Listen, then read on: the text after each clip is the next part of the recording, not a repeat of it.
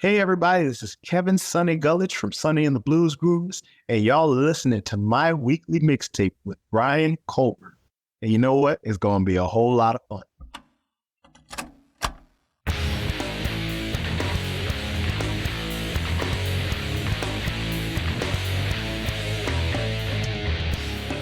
Welcome to My Weekly Mixtape, a podcast that takes the classic mixtape approach to building a modern playlist. I'm your host, Brian Colburn. On tonight's special album dive edition of the show, I'm joined by Kenny Sonny Gullage, whose debut album, Go Be Free, drops next week via Blind Pig Records. Sonny, thank you so much for joining me on My Weekly Mixtape. Man, thank you so much for having me, Brian. It really means a lot. Well, I'd like to start by asking you the same question I ask all my first-time guests, and that is, what does the word mixtape mean to you? Oh, man.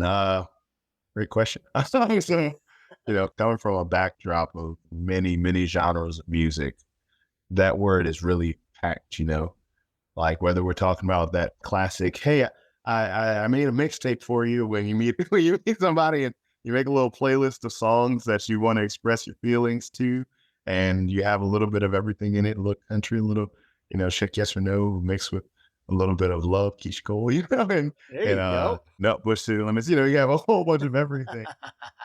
Or even if you say from like a hip hop aspect where you have the word mixtape, and that meant, hey, this is my new stuff. This is what I'm putting into the world, and I want you to check it out. Back then when it was actually a tape, and it was everybody's just raw demo, So when I hear mixtape, I think this is your raw emotion, like the demos, where you're expressing what you want to express to people, like the meaning of I made you a mixtape. Love it. Well, before we dive into the album Go Be Free, I'd like to talk about how you got here. And I think a good place to start would be the fact that your family surname was originally Ledbetter, as in blues folk legend and rock and roll Hall of Fame inductee Leadbelly Ledbetter. Yeah. I guess it's safe to say that blues runs in the family genes. Man, so let's break it down all the way back. Let's get back there. Let's do it. I have a big family of musicians. Really big. And most of our history as a family is passed down through the oral tradition. We tell each other, hey, you had a cousin who did this once. You had an uncle who was a king. That's what most people get. We, on the other hand, we're like, yeah, you had a great uncle, a great, great, great uncle. Before there was any Gullage, you had a great, great uncle who was a musician. That's what I always grew up knowing. I had a great, great, great, great, great uncle who was a musician. I had a lot of music in the family. Music been our thing for generations on generations. And, church and music went hand in hand for so long. So always I was like, oh, another gospel musician in the family. There's another gospel musician or a bunch of gospel musicians, another one. And then in about 2017, I want to say, my uncle goes, oh, I'm playing at B.B. King's Blues Club. And then he goes, oh, see that face on the wall right there? Yeah, you know where you related to him, right? And I look, and right there it says legend. I'm just standing there like, there's no way that this just went over my head for that long. I said, yeah, Gullage, before there was Gullage, the last name was Ledbetter. Yeah, that's what we've done for a long time. Yeah, that's it. That's how I said it. Yeah. And then, the more it comes from a huge tradition of music. My father's a bass player. He's actually my bass player. But my father has 11 siblings. Wow. Now, in gospel, for a long time, when you said the word quartet, that meant 4 or more performers. So the boys, 6 boys, 6 girls, the boys had their own gospel quartet. The girls had their own gospel quartet. And before that, there was my grandmother, who was a recording artist. And in 1965, she recorded an album. And it was always known, yeah, she used to record. And one day we found the album. And in the liner notes, you saw Sister Alberta Gullage. And I go, oh, I know who that is. Right under it, Sammy Perfect. So it was always having a run of like, hey, musicians, not just gospel, but blues musicians were always around this family. And I never understood how it went so hand in hand all the time. And then we find out, hey, you go all the way back. There's a name that you probably know named Ledbelly. And I was like, Ledbelly Ledbetter? Yeah, his last name was Ledbetter. Yeah. well, that used to be our last name. So it's just going back and knowing that that's your tradition in your family, and it goes all the way down and all the way back. And now you're looking at me, I guess, who's trying to carry on that side of the tradition without knowing I was carrying on that side of the tradition. How did growing up with music throughout your family and in your family lineage strengthen your love of all kinds of music growing up? We weren't encouraged to just listen to just anything in my house. We were encouraged to listen to everything. There's a big difference. Yes, there is. You know, anything is saying, hey, whatever comes on the radio is just as important as listening to something that might be detrimental to you becoming a musician. So I was growing up listening to so much gospel music and so many gospel artists. And at the same time, my dad was playing for blues musicians like Vashti Jackson, Henry Butler. I was around him as a kid. So we'd be encouraged to say, hey, check this out. Hey, check this out. And you might hear, especially in New Orleans, where New Orleans is a big melting pot of all musics. You'd hear a little bit of everything. I'd hear my dad up at 12 a.m. practicing Henry's Boogie. And then I'd hear my dad up at 7 in the morning practicing some blues for Vashti Jackson. And then I'd wake up and I'd hear my brother, who was in the next room over, blasting at some hip hop song that he found. And he was like, yeah, this is really cool. And then I'd hear country music all growing up in South Louisiana. And I come from a small town on the outskirts of New Orleans called Luling. And in Luling, I call it the perfect center because on one side, 45 minutes to the east, you'll find New Orleans, Louisiana. And when you find New Orleans, you know what you're getting. You're getting that hip hop, you're getting that R&B, you're getting that gospel, you're getting that all that. But 45 minutes in the opposite direction, you find the swamp poppers, as I'll call them. You get swamp pop, you get Zydeco, you get traditional Cajun music. Yes. And having that with a family full of musicians, you were always pulled in so many different directions to check out this, check out this, check out this, check out this. And even sometimes in the silence between all of these things, you heard new things that were just important to check out. A lot of the way I even write comes from just sitting back and listening to absolutely nothing.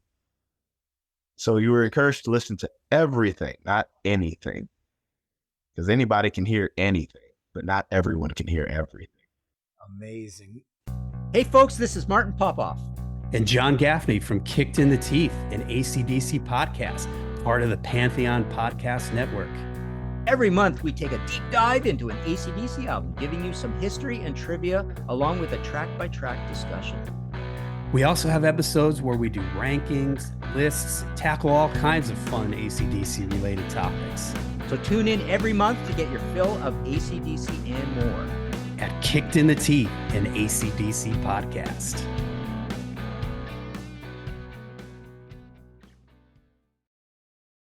Now, we're going to fast forward a little bit here. You're out, you're on the road, you're doing your thing. I'm going to fast forward to 2020 because you're out and about. You and the Blues Groovers have an artist residency at BB King's in New Orleans, and then the pandemic hits. Now, a lot of people went in different directions with the pandemic, but you went in the direction of American Idol season 20 of all places. As the first person who has been on my weekly mixtape that has had experience in the AI machine, and by AI, I mean American Idol, I'd love to know what that experience was like for you from the inside looking out. You learn a lot. That's the first thing I can say. You learn a whole new world of, not to be corny, but a whole new world of musicians and a whole new world of music. In New Orleans, you grow up being a musician from the time you're a child, a lot of us. But that level of professionalism is not commonly expected or experienced. So when I got to American Idol, I looked around and saw, in the audition, one audition, I saw over 100 other people who were just great and did what I did with the same passion that I did. Past my audition, I saw 74 other people who were doing it to the level that I was trying to do it as well. People who had that drive and passion that all the other people who didn't make it didn't quite have established yet. And then you were expected things. You were expected to wake up at 6 a.m. to be downstairs in the lobby for 7 a.m. to be at the Orpheum Theater for 7:30. You were expected to have your clothes pressed, and you might end up wearing the same outfit 3 days in a row because of filming. But the truth is, you were expected to have that outfit looking the same every single one of those days. And you were running on a schedule. You were always go, go, go, go, go. And you needed to know what you said you were going to know. There's so many levels of professionalism that a lot of people never get to see, and they're never expected to even know. So seeing the other side of that, I always thought of myself as a professional, as like, one of those top level, I'm a high functioning professional. I always thought that when I was, and then I realized, I was like, wow, there's a level of professionalism that I'm trying to get used to at this point. And even having the chance to sing in front of Lionel Richie, Luke Bryan, and Katy Perry, that was a whole experience in itself. Sing in front of them, you got to perform with them. It's like they were just, oh my gosh. I saw Katy Perry sing without any effects for the first time ever. And I tell everyone, she is like a female Steven Tyler with how free she is in her voice. And Lionel Richie, I'm not sure how old he is, and I'm not going to even disrespect him to try to guess it, but he's an older fellow who still sings with that push that most young people are trying to reach still. And Luke Bryan, I was thoroughly surprised just how talented he is, not just in singing, but he also plays piano, he plays guitar. And you learn these things about people, and these are the things you think, hey, why isn't this what is selling? Why isn't this what people are putting out there for others to see? And you're just like, wow, that means that there's another level of professionalism that I still don't know. And funny enough, I learned about that level of professionalism while trying to work on the album Go Be Free. Well, did your experience on American Idol lead you to the folks at Blind Pig for this album? How did that connection come together? Actually, it came from touring. Well, after American Idol, a lot happened. I accidentally got a Hammond endorsement, which was hilarious. That's a good endorsement to have. Yeah.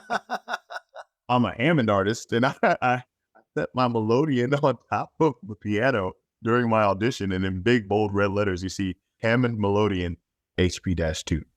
And on the Monday after my audition there, they called me and said, hey, we want you to be a Hammond artist. We want you to be part of our family. And then they looked at clips of me and saw my organ player, Brandon Adams from the Blues Groovers. And they go, hey, we want him too. Nice. 2 in 1.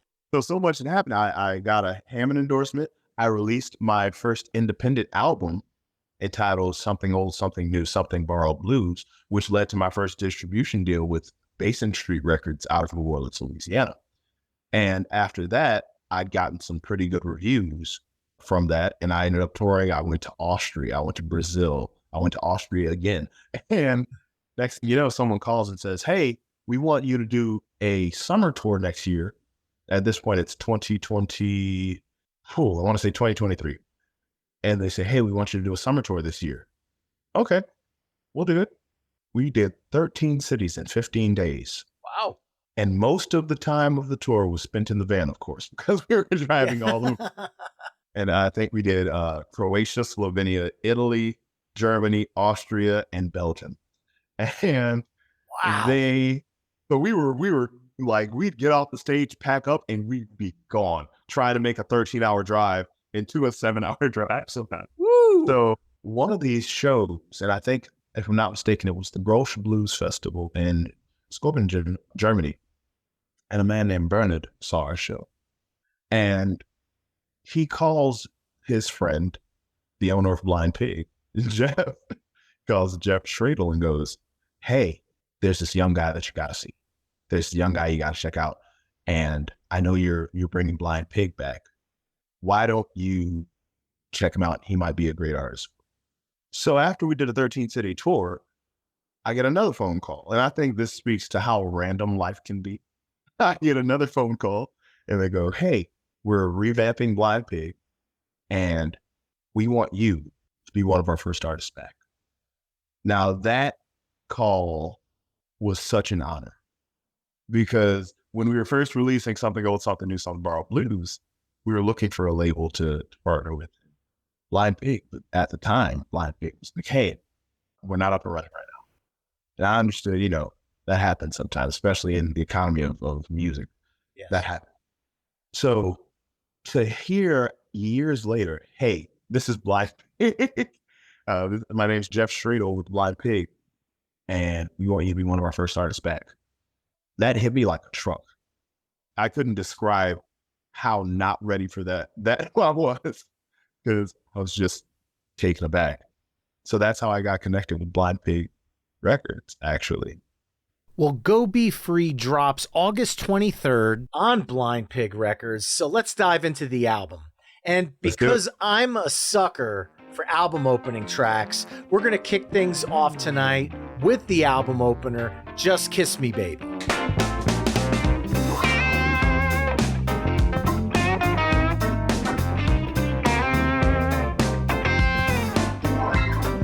Shaking, baking down the street. It's good to feel you next to me. Music blasting down on Bill. And later on, when things get real, want you to come on over here and soothe me, baby. When you smile like that, it drives me crazy. Just kiss me, baby. Just kiss me, baby. Puppet loving, holding. This song is funky, soulful, and just an all-around fun way to kick things off. The band sounds absolutely locked in. Is this the Blues Groovers playing on the album? I'm going to be honest. No, it's not. Really? And I'll explain that actually. So let's talk about Just Kiss Me Baby. I love it. So this song came to be, this is the one song I think that was written completely from scratch. As in, here's a blank piece of paper, let's come up with something. At first it was, hey, Kevin, for this album, bring in some ideas, I'll bring in some ideas, and let's see what we get. This is the one that was a blank piece of paper in the middle of the writing. And Tom Hambridge, who co-wrote with me on this album and produced on this album, as well as played drums on this album, he said the simple words that every young musician, especially from New Orleans, loves to hear. Hey, Kevin, could you play something funky for me? That's all. And I go, sure. He has this Wurlitzer. He has this whirly. He goes, here, just play it on this. And instantly I just go, all right. And he goes, yeah. And I'm thinking like something like shaking, baking down the street or something. And we were riding, but we were riding in such synchrony that like everything was just bouncing off the walls. The energy was just everywhere. So it was about saying, hey, let's write something that feels good. Let's talk about it. And it went, shaking, baking down the street. Good to feel you next to me. Music blasting down on Bill. And later on when things get real. And it was just so natural that we were just like almost joking with how we were writing it. Just like, hey, what would you say? That, come on over here and soothe me, baby. And when you smile like that, it drives me crazy. Just kiss me, baby.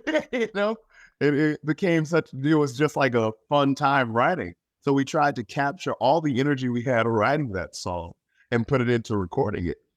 And when we got there into the session, it wasn't the Blues Groovers. The Blues Groovers are, well, it's a group of some of the baddest musicians you'll find, in my opinion.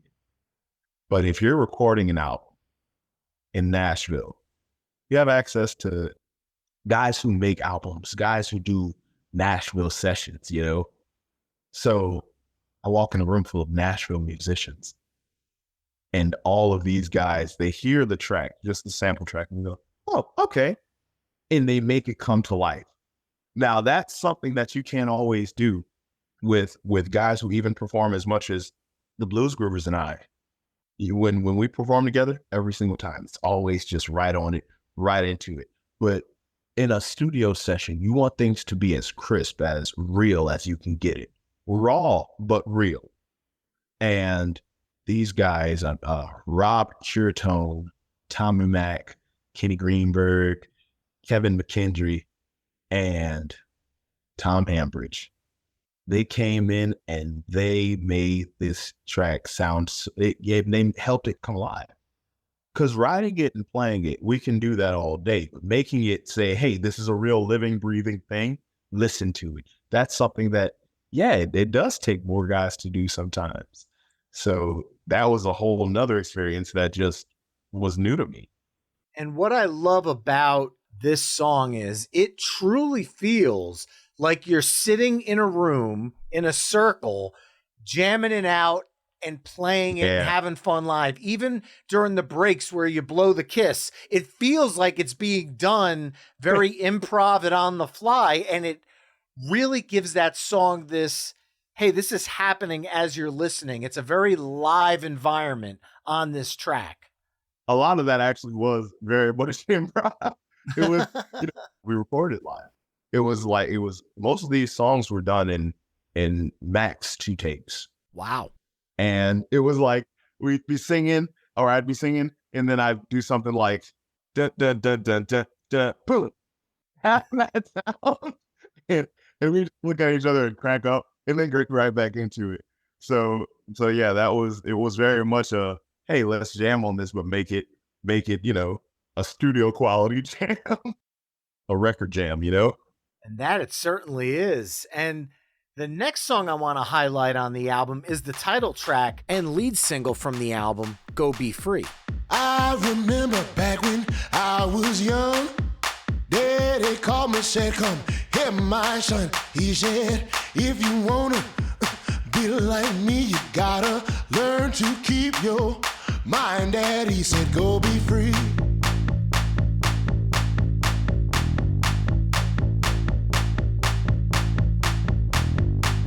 I remember back in school, was no fan of the schoolhouse rules. Teacher asked me, what do I want to be? I said, well, at 3:30, honey, I'll be free. Say, go be free.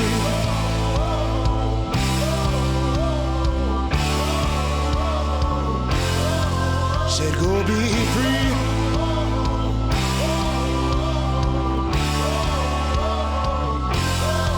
Say, go be free. Now, you talked about your grandmother's roots in gospel music, and I feel that shining through on this track. I mean, lyrically, the last verse really struck me. I heard a band marching down the street, carrying a casket and a green pine wreath.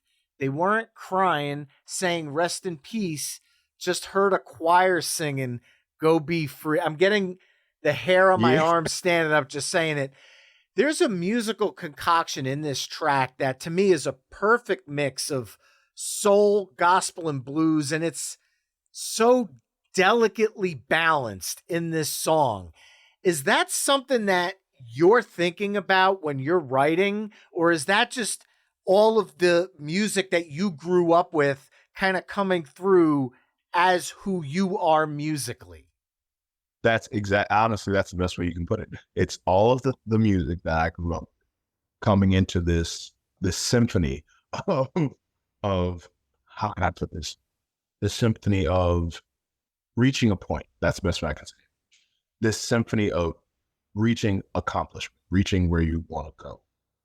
Not saying that you've made it there, but saying reaching as in like, hey, I'm walking in the right direction. Because it started off with, when I first started writing it, started off with just guitar. And I thought, I want to play something real gospel, which is where the main line that just straight dum dum dum dum dum dum dum dum dum dum dum dum dum, just that almost shout chorus. And when you have a shout, you want to put your hands together. You want to go like this all the time. And then it went into, now this is gospel, but the way I'll sing it, I want it to sound real bluesy. I wanted to have that blues edge. So I remember back when that sound, that real pinch, but it's sticking at you. And then I had to put that rock influence that I grew up with, that don't go, and have that choir in the background at the same time. Yeah. So when all those put together, you end up with something that's a mixture of all the little elements that create who you are. And that's how I do go into a lot of writing. I go into it with just like, hey, who am I? Where do I come from? What am I doing? And that's actually the purpose of Go Be Free. It's to show people, hey, this is who I am. This is where I come from. So it's giving a sneak peek for a lot of people into not just who Sonny is, but also who's Kevin. Who's Kevin Sonny Gullage, not just who's Sonny Gullage. Well, as I'm listening to the album, I'm hearing that story, because there's moments where I'm sitting there going, wow, I'm feeling some dirty swamp rock here. And then a few minutes later, I'm going, ooh, this is getting bluesy. We're getting dirty here. And then a few minutes later, it's soulful and it's got that gospel touch and all these different genres coming together in this melting pot, if you will. But then you like to throw in a little bit of the funk, things I can't control.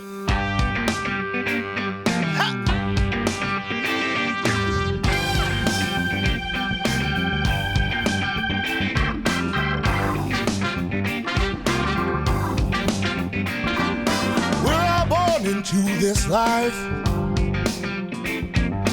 red, brown, black, and white. Now how we got here, we don't know. Some die young and some get old. I can't worry about things I can't control. When rain falls, it ain't up to me. It's meant to be. And what's ahead, nobody knows. Gotta live for now and let it roll. Can't worry about things I can't control. As someone who personally struggles on and off with anxiety, I feel like this is the kind of song that I need to hear every now and then, because the message in the lyrics, such as the world outside could be so cold, but I got music in my soul. I don't think there's a lyric on this album that I identified personally more with than that one. And lyrically, I have to say, on songs like Go Be Free and Things I Can't Control, these are very positive, uplifting, and affirming lyrics, which are usually not the 3 words someone would use to describe a blues album lyrically. Can you talk about the message in your lyrics overall and what you'd like listeners to maybe take away from them? Yeah. I grew up listening to a lot of blues, like a lot of blues. And one of those people that I listened to, and I feel like everyone at some point listened to, was B.B. King. Yeah. B.B. has so many different styles when he was writing. And when you look at certain songs, you're like, man, this is real sad. This is real. This is the blues. How blue can you get? Yeah. I bought you a 3-course dinner. You said, thanks for the snack. That kind of, that's what a lot of people think of when they hear blues, the word blues. They think of the emotion of blues. Blues is sad. But then you also look at other B.B. King tracks, like, I'm so excited. I got fire in my, that real happy, take it home. Way down south, there's a cool stream running in the night. I can feel my heart turning. Feel someday I'd like to come back to the place I started from. Take it home. That's happy. Yeah. The uplift, that's inspiring. And, everyone identifies with the blues different. A lot of people identify with the blues into that you're talking about how your car got stolen on Monday and Wednesday things just didn't go right neither. And that's all well and good, but the blues isn't about one feeling. The blues is about all feelings. The blues is about all you like. All the, blues song could be a love song. A blues song can be a sad song. A blues song can be a mad song. A blues song could be a happy song. But the blues is just the expression of feeling. So when I write, it's let's express it, let's put it out there. And even when you look at Just Kiss Me Baby, that's one thing. But when you look at Worried About the Young or Tattooed Wings, it's like, whoa, these are that blues that you think, oh, the blues. But it's all blues. It's all the feeling. Well, I first want to ask if you're looking at my notes, because you actually just rattled off the next two songs we're going to talk about, but I'm going to put a pin in that for a second. Because you mentioned B.B. King, I've actually told this story one other time on the show, but when I started in radio back in 2000, I was talking with my boss, and I'm carrying a large stack of reel-to-reel tapes to one of the studios, and it's stacked right up to the tip of my nose, and she's telling me what she needs me to do with them, and I'm walking backwards listening to her.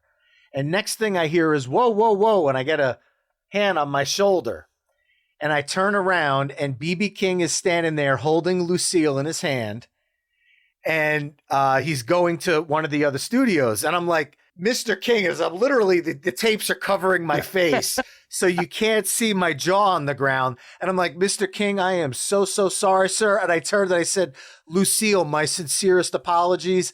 And B.B. King looked at me and he said, you could knock me down and I'll get right back up. But Lucille doesn't know how to take a fall. And I literally said, I backed up and I said, after you, sir. And I let him walk by. And that 15 seconds was my brush with the great one. So I had to talk about that when you brought up B.B. King. I'm not going to lie to you. Those 15 seconds mean so much. And I think people don't get that, because it's such a little peek into what you're going to do one day. It's those little moments matter. I was behind Eric Gales at the opening B.B. King's New Orleans. And back then I was in high school playing jazz music. And I'm standing next to Eric Gales, didn't even know. Just saw some guy wearing a nice red tracksuit, wearing some chains, wearing a goatee, and he looked all nice enough, and I was like, oh wow, just another guy. And then I get home and my dad's watching it because it went all night long. He goes, man, and they even got Eric out there. I was like, what? He's like, yeah, Eric Gales. Pulls me over. I was like, oh, I was standing behind him in the line.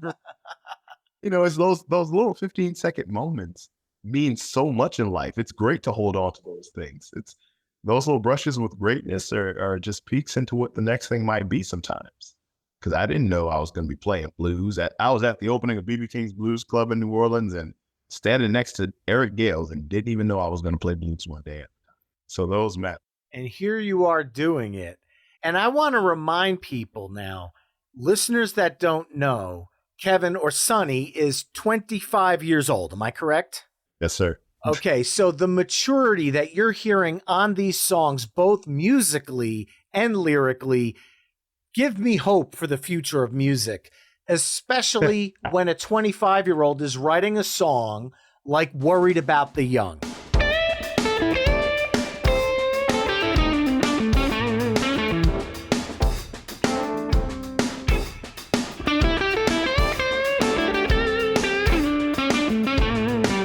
Just starting out, already deep in debt,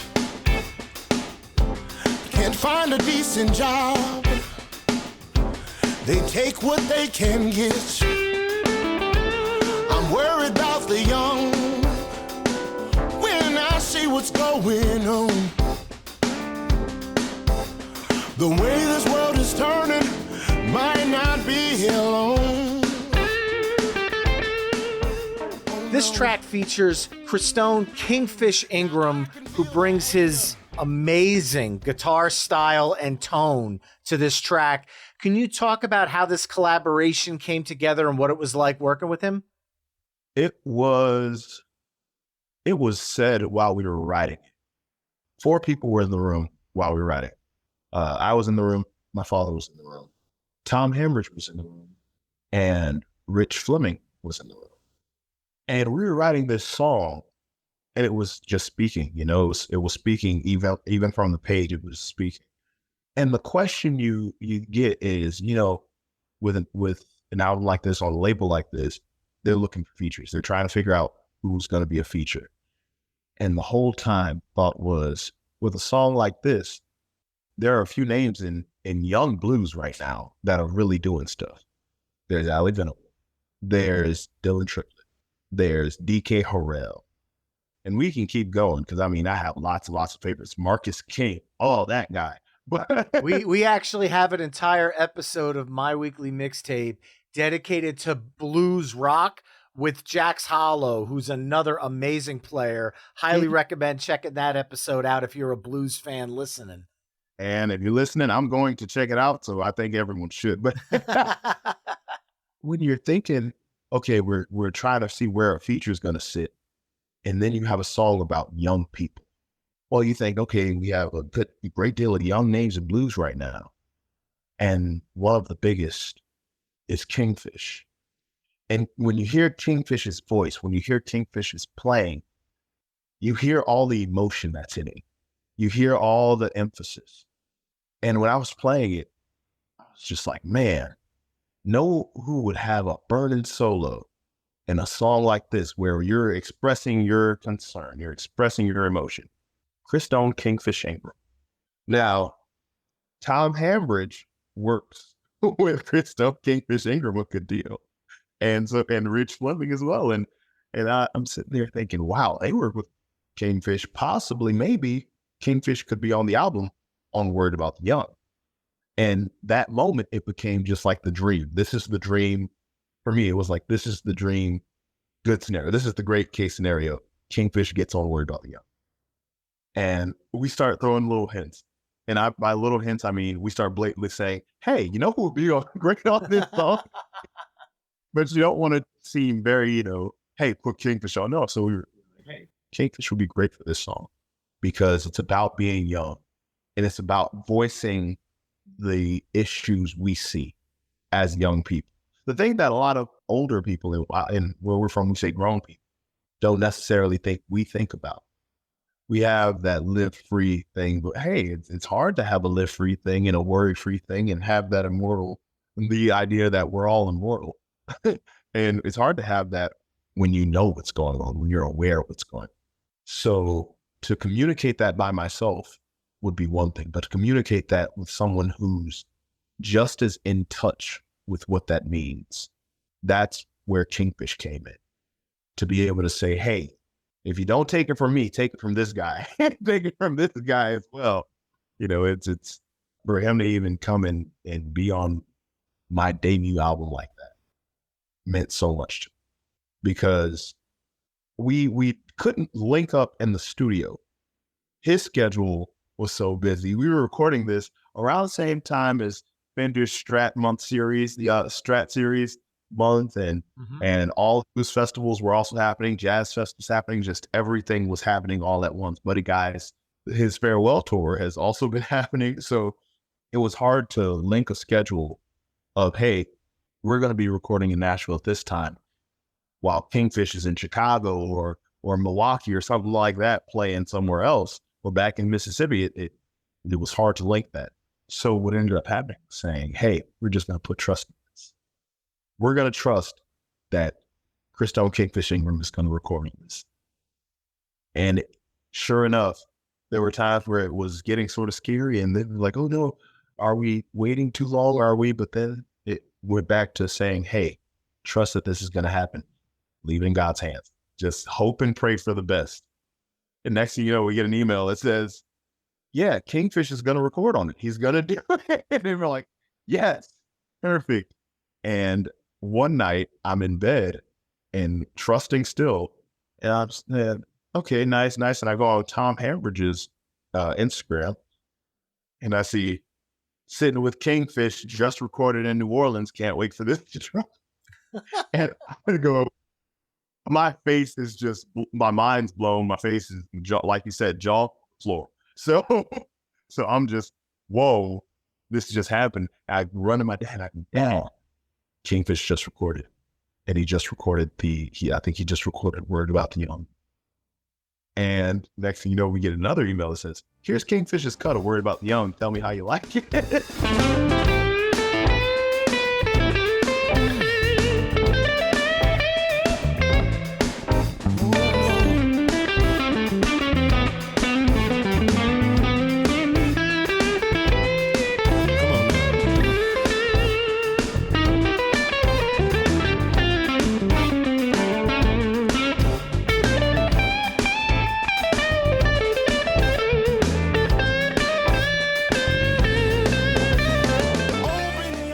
It was amazing.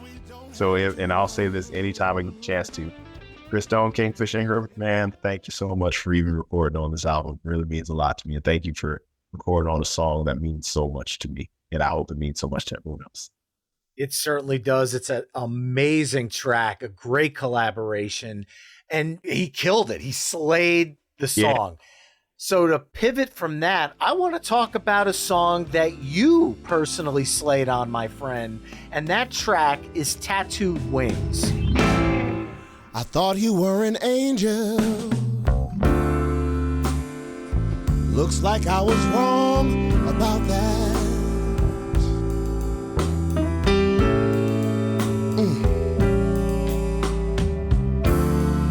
I thought you were an angel. Looks like I was wrong about that.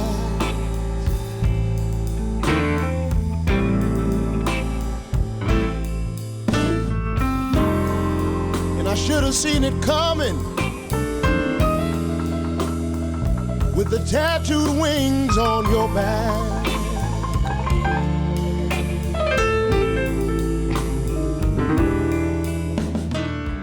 We've talked a lot about your vocals and your lyrics throughout this episode, but I want to talk about the piano for a moment, because between the nuanced fills that you were playing throughout the verse as you're singing and then transitioning into the song's piano solo, I was absolutely hypnotized by this track. Play it now.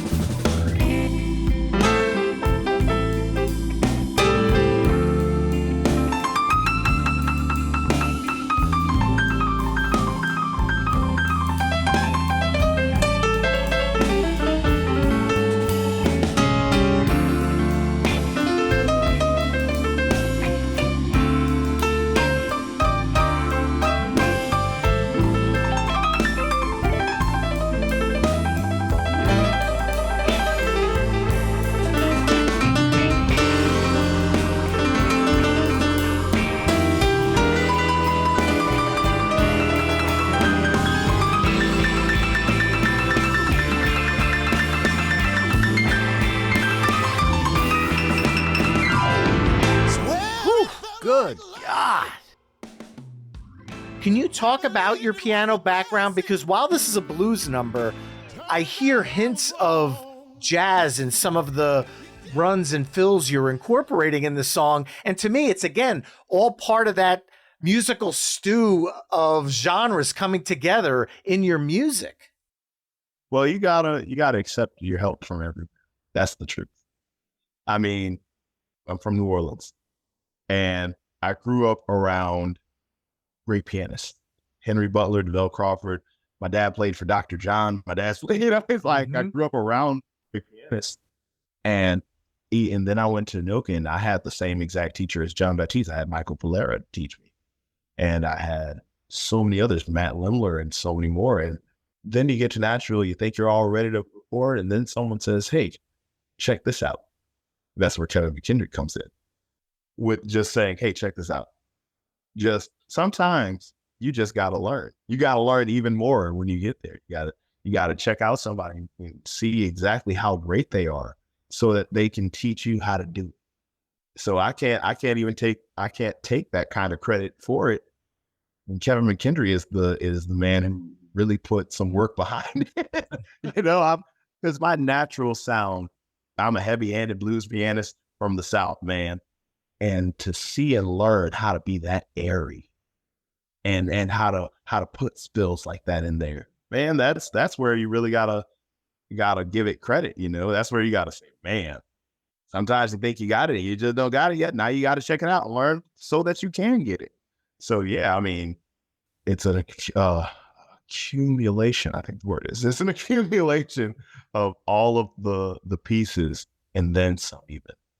Well, I also want to give a personal hat tip to Tom Hambridge's production on the album, because the mix on the album is so immersive. There's moments where I hear your organ in my left ear and the guitarist in my right ear. When you're listening on a good set of headphones, the band is truly encircling you musically.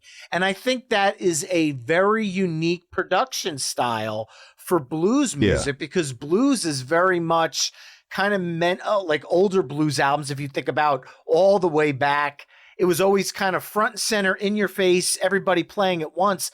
This opens up a soundscape that I think is just very encapsulating as a listen. I'll be very clear about it. When I first heard it, that was the very thing that sort of put me in a place where I was like, man, this is a new sound to me. When it comes to blues, like you said, you're so used to, all right, here's the blues, everything, everything's just there. And then it was Go Be Free that sort of spelled it out to me. Go Be Free and Hot House. Those songs I knew I wrote them, but at the same time, I started hearing the placement of my story.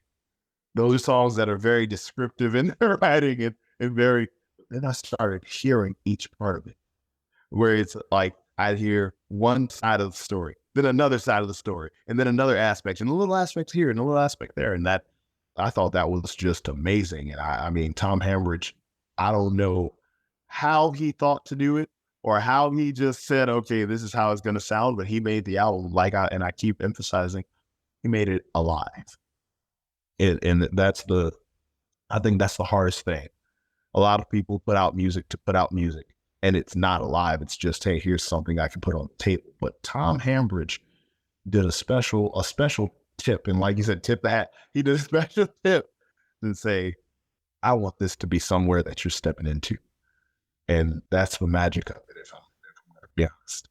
Absolutely succeeded at that. And being you mentioned Hot House, let's take a moment to hear a sneak peek of that. Living in the hot house, living with the flames, fire all around, black smoke in my face.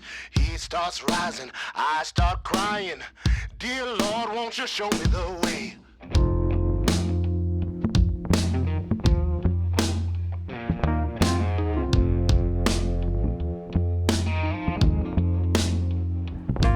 Like a little black sheep done strayed from the fold, 3 bags full and I lost my soul. The path ain't clear by judgment day. Tell the hot house that I'm on my way. Burn down, burn down, burn down, burn down, burn it. Burn down, burn down, burn down the hot house. Now south of New Orleans where the blues runs free, the sky's on fire, you can barely breathe. When nightfall comes, the daylight fades, the hot house stands where the blues is played. Burn down, ooh yeah, burn down, burn down, burn it. Burn down, burn down the hot house. Hey! Now, from the first moment of inspiration to the finished album, Go Be Free, was there a lesson you learned making this album that you'll take with you throughout your continuing career? Yes. And it was something that I already knew and I already told a lot of people. But seeing it play out, even for me, was gigantic.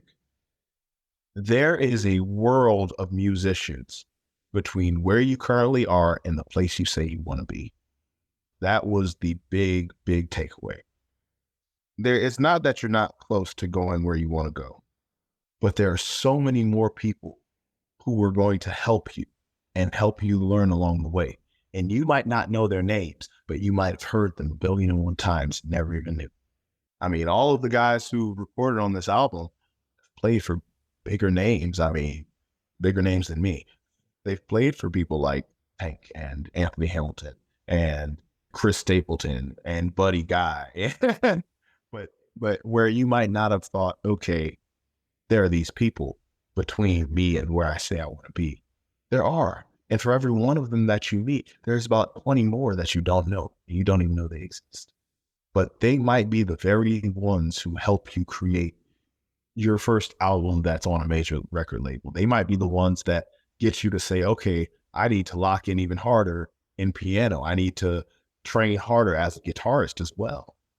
And I mean, that was a humbling experience. And if you don't go into experiences with humility, that's going to be a big shocker. There was a moment in one of the songs where I thought I was ready to tackle another solo. You know, I was like, all right, I felt good about this. Let me try this now. And I got in there and played very heavy-handed and very, very New Orleans live style. Live is great. Live, that's exactly what people want to hear. On a record, that can make the difference between a record sounding real and a record sounding too perfect. You know? Mm-hmm. Now, that's where I came back in the booth, and I looked at my dad and said, that was humiliating.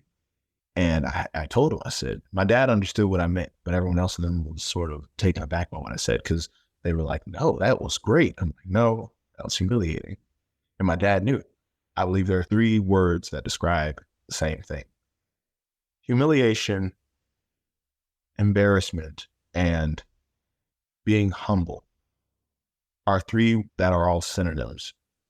But the truth is, in embarrassment, you didn't learn any lessons from what you just did.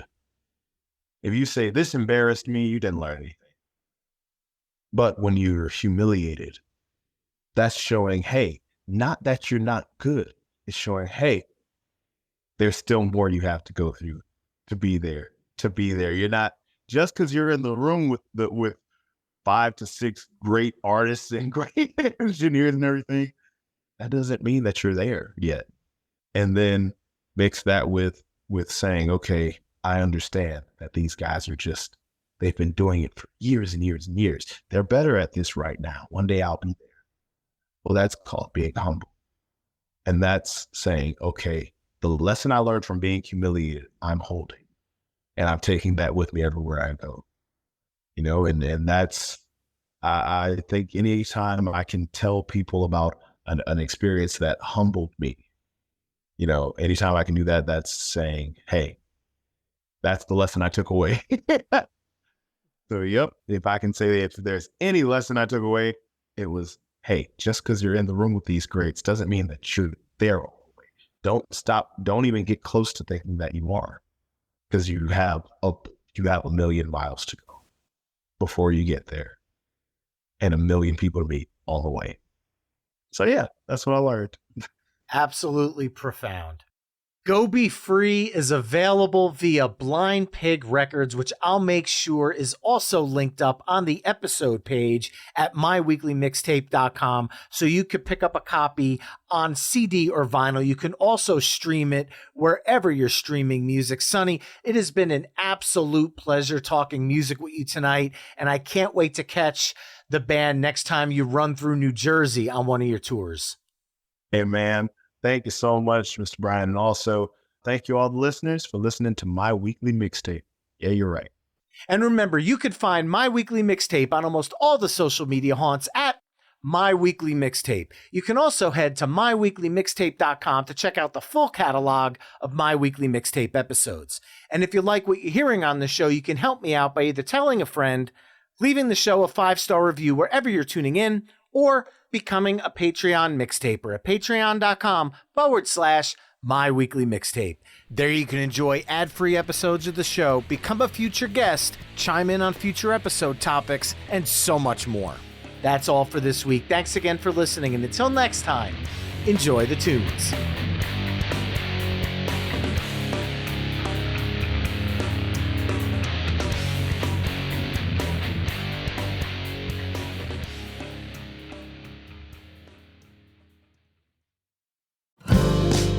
The Arwen Lewis Show is brought to you by Evolve Entertainment, featured on Pantheon Podcasts.